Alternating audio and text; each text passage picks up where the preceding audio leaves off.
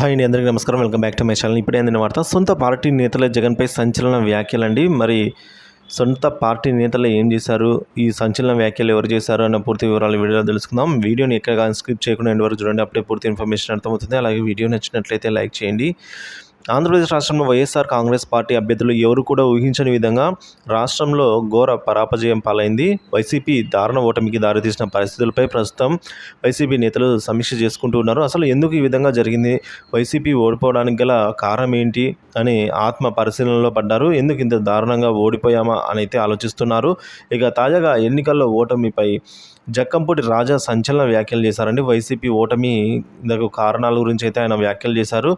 జగన్ ఓటమిపై జక్కంపూడి తీవ్రంగా వ్యాఖ్యలు చేశారు. ఏంటంటే, రాజనగరం మాజీ ఎమ్మెల్యే జక్కంపూడి నేడు మీడియాతో మాట్లాడుతూ రాష్ట్ర ప్రజలకు ఎంతో చేశామని, అయినా ఎందుకు ఓడిపోయామనేది ఎవరికీ చిక్కడం లేదని వ్యాఖ్యానించారు. తమ నాయకుడు వైఎస్ఆర్ చుట్టూ పనికిమాలిన అధికారులు, చెత్త కోటరీ ఉందంటూ జక్కంపూడి తీవ్ర వ్యాఖ్యలు చేశారు. ఇంకా అబద్ధం చెప్పకూడదు, రాజకీయాల్లో నిజాయితీగానే ఉండాలని, జగన్ తీరులో నిజంగా మార్పు రావాలని ప్రజలు కోరుకుంటున్నారేమో అంటూ రాజా వ్యాఖ్యలు చేశారండి.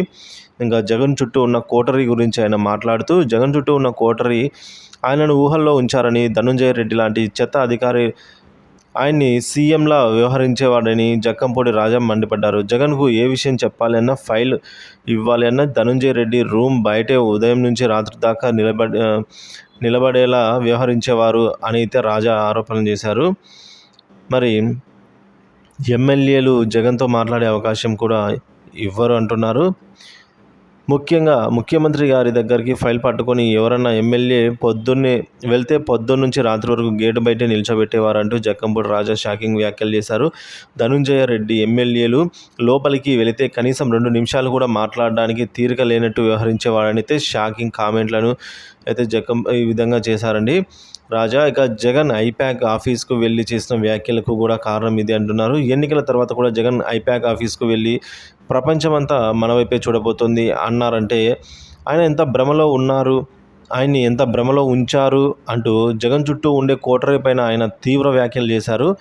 జగన్ చుట్టూ ఉన్న కోటరీ కొంతమంది పనికిమాలిన అధికారులు కలిసి వ్యవస్థను భ్రష్టు పట్టించారని, జగన్ను తప్పుదో పట్టించారని అయితే జక్కంపూడి ఆరోపించారండి. సో ఇందుకు గల కారణాలు అయితే ఇలా ఉన్నాయి.